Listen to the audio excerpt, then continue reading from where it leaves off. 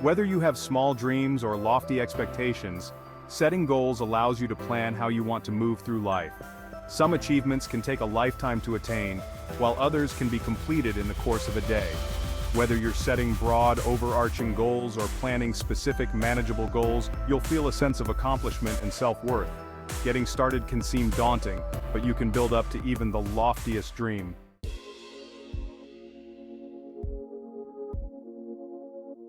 Chapter 1. Setting Achievable Goals.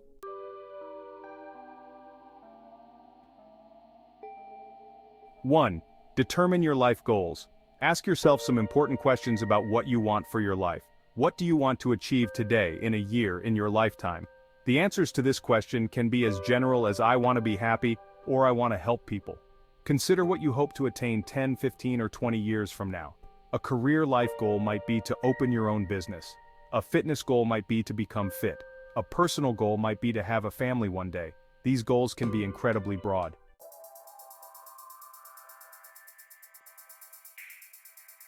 2. Break the big picture down into smaller and more specific goals. Consider areas of your life that you either want to change or that you feel you would like to develop with time. Areas might include career, finances, family, education, or health. Begin to ask yourself questions about what you'd like to achieve in each area and how you would like to approach it within a 5-year time frame. For the life goal, I want to be fit, you might make the smaller goals: I want to eat more healthily, and I want to run a marathon. For the life goal, I want to open my own business, the smaller goals may be, I want to learn to manage a business effectively, and I want to open an independent bookstore.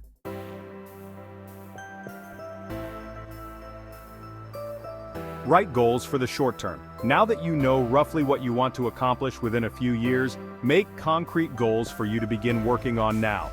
Give yourself a deadline within a reasonable time frame, no more than a year for short-term goals. Writing your goals will make them harder to ignore, consequently making you accountable for them. To become fit, your first goals may be to eat more vegetables and to run a 5K. To open your own business, your first goals may be to take a bookkeeping class and to find the perfect location for your bookstore.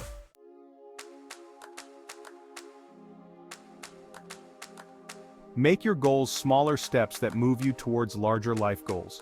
Basically, you need to decide why you're setting this goal for yourself and what it will accomplish. Some good questions to ask yourself when figuring this out are: does it seem worthwhile? Is now the right time for this? Does this match my needs? For example, while a short-term fitness goal might be to take up a new sport within 6 months, ask yourself if that will help you reach your bigger goal of running a marathon. If not, consider changing the short-term goal to something that will be a step towards meeting the life goal.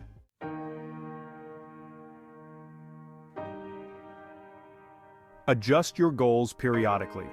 You may find yourself set in your ways concerning broad life goals, but take the time to reevaluate your smaller goals. Are you accomplishing them according to your time frame? Are they still necessary to keep you on track towards your larger life goals? Allow yourself the flexibility to adjust your goals. To become fit, you may have mastered running 5K races. Perhaps after you have run a few and worked on improving your personal best times, you should adjust your goal from run a 5K to run a 10K. Eventually, you can move to run a half marathon, then run a marathon.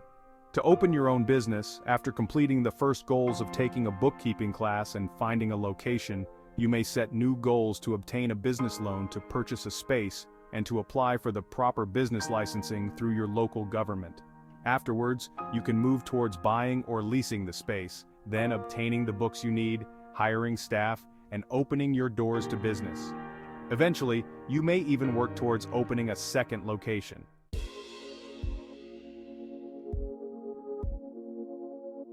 Chapter 2. Practicing Effective Goal Strategies.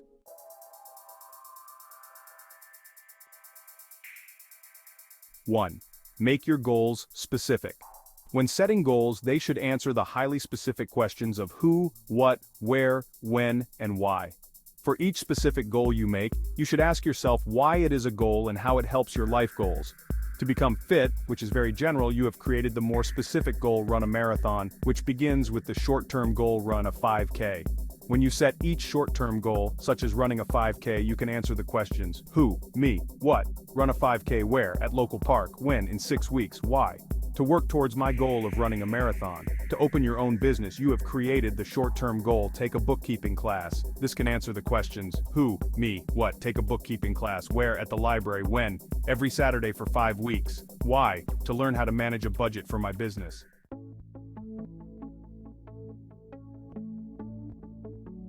2. Create measurable goals. In order for us to track our progress, goals should be quantifiable. I'm gonna walk more is far more difficult to track and measure than every day I'm gonna walk around the track 16 times. Essentially, you'll need a few ways of determining if you're reaching your goal. Run a 5K is a measurable goal. You know for certain when you have done it. You may need to set the even shorter term goal of run at least 3 miles 3 times every week to work towards your first 5K.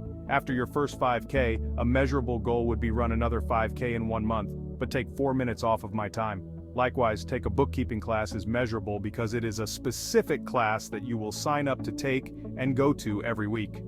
A less measurable version would be learn about bookkeeping, which is vague because it's difficult to know when you're finished learning about bookkeeping.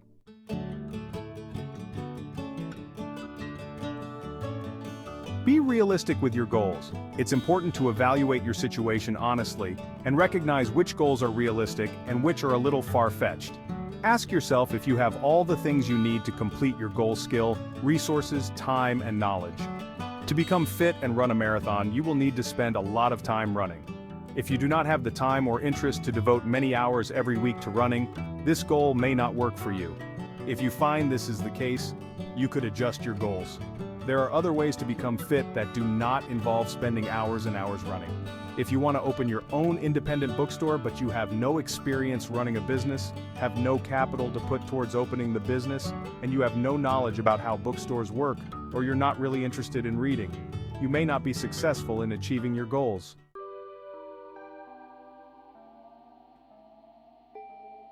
Set priorities. At any given moment, you have a number of goals, all in different states of completion. Deciding which goals are more important or time-sensitive than others is crucial. If you find yourself with too many goals, you're going to feel overwhelmed and are less likely to accomplish them. It may help to choose a few top priorities. This will provide you focus when conflicting goals come up.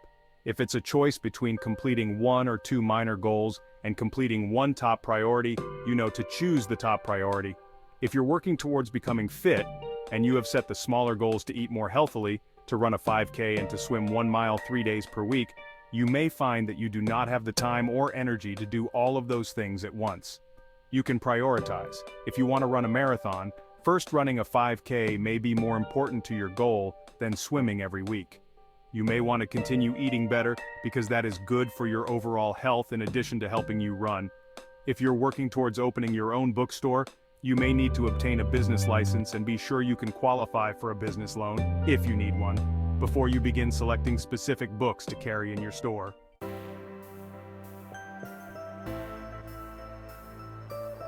Keep track of your progress.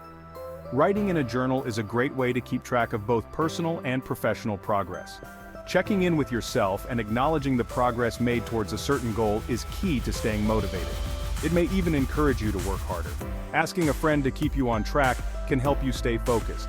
For example, if you're training for the big race, having a friend to regularly meet up with and work out with can keep you on track with your progress.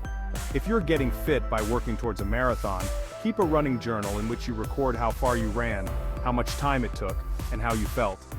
As you improve more and more, it can be a great confidence boost to go back and see how far you've come since you started. It may be a bit more difficult to track your progress towards opening your own business, but writing down all of your goals and sub-goals, then crossing them out or indicating when each one is complete can help you track the work that you've done.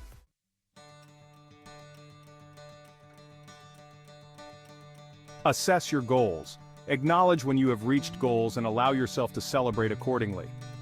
Take this time to assess the goal process, from inception to completion. Consider if you were happy with the time frame, your skill set, or if the goal was reasonable. For example, once you have run your first 5K, be grateful that you've completed a goal, even if it seems small in comparison to your bigger goal of running a marathon. Of course, when you open the doors of your independent bookstore and you make your first sale to a customer, you'll celebrate, knowing that you have worked towards your goal successfully.